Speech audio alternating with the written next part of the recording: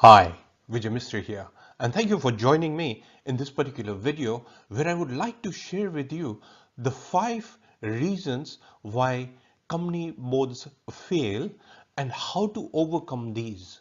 So this is applicable to a small, medium, large organization. It doesn't matter the size of the organization, but the insights which I'm going to share with you today can make a positive impact to what you're doing.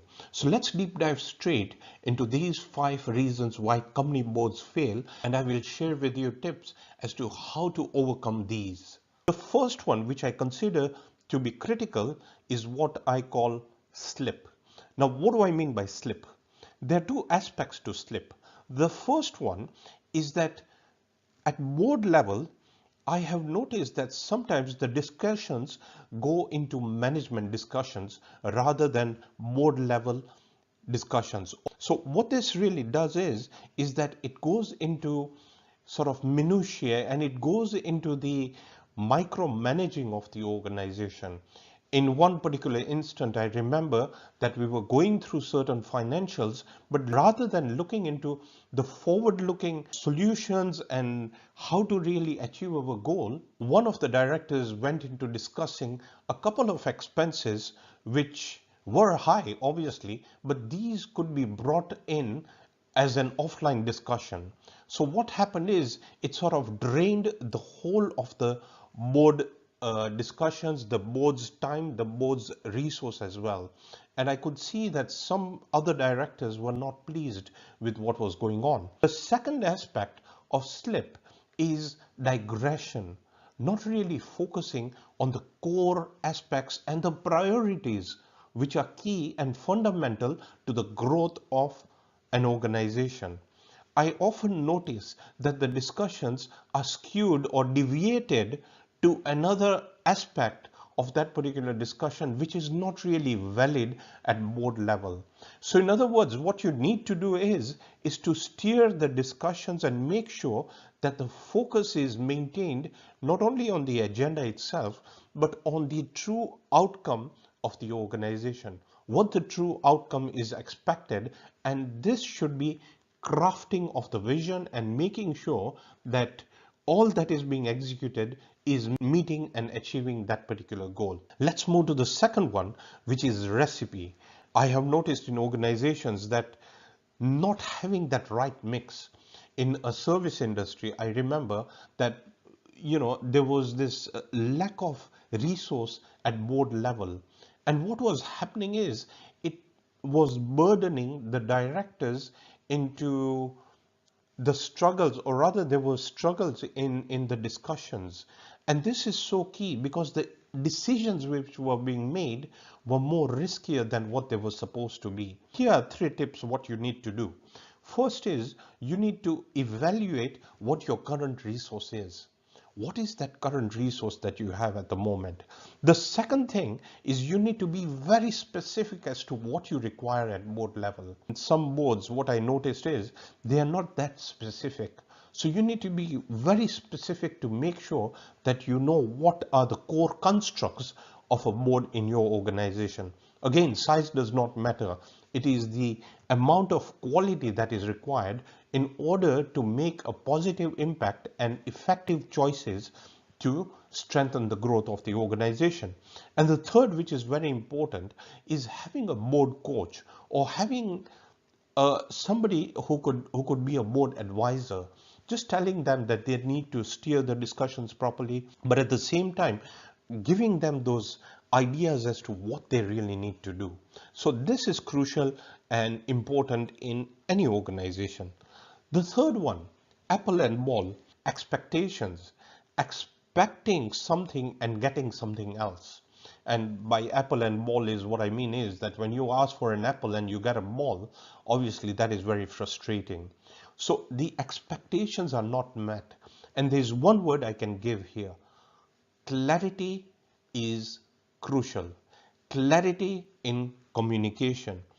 Clarity in expressing what is needed in a very condensed form, which is simple yet powerful enough to pick on the leverages that are needed. Expectations is a two-way traffic.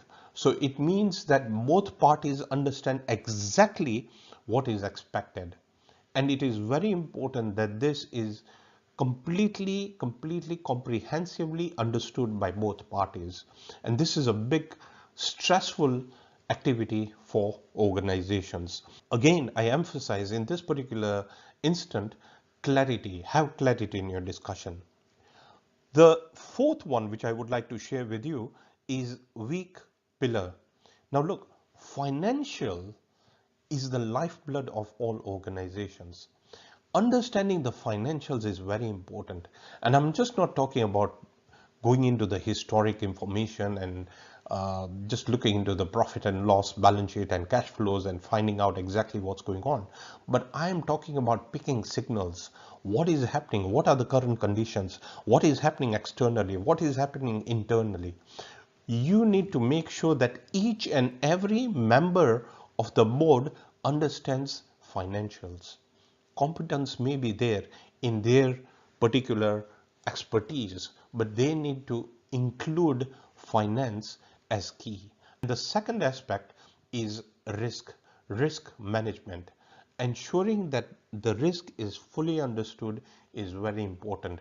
Looking into the alternatives, looking into the choices, looking into the internal risks, looking into the external risks, looking into the resources, applicability, very crucial and very important. So please ensure that each and every member of your board understands finance, but at a different level altogether. So he or she can contribute in whatever your business sector is, but from a different angle altogether, because that is where the impact is. That is where you will get the edge. And finally, the final point I would like to raise is gap.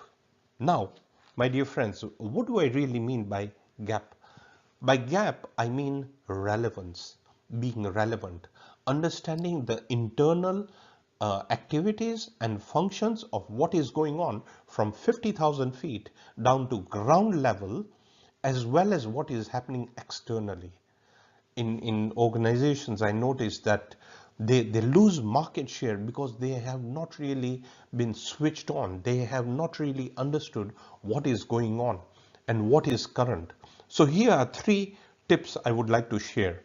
The first one, get a research done on what the external factors is, what is happening out there. Now look, you don't need to hire an expensive research organization if you're a small or medium organization. You can outsource part of these services. Secondly, you need to understand the current regulations and rules. What is happening currently? What are the current rules? What are the current regulations? What is the compliance that is required? So this is very important, and you need to be switched on in your sector, in your industry, what is happening. And the third, which is equally critical, is having training in place, implementing the right skill sets. Look, we are always progressing. It is never like we are there or we have reached that ideal scenario. It's always work in progress. So you need to notch up and make sure that in order to be relevant, you have that right training in place. Training is so important, but not only any training. It has to be training relevant to your board. It has to be that leadership training. It has to be so coherent. It has to be so powerful enough that it's going to make an impact to your organization. So my dear friends, I hope you found this particular video useful, and I urge you to take a couple of points out of this particular training and apply to your organization. Make sure you practice on these 2 or 3 points which you can pick from this particular video and make an impact and make a difference in your organization. I will see you in the next video. Thank you very much for watching.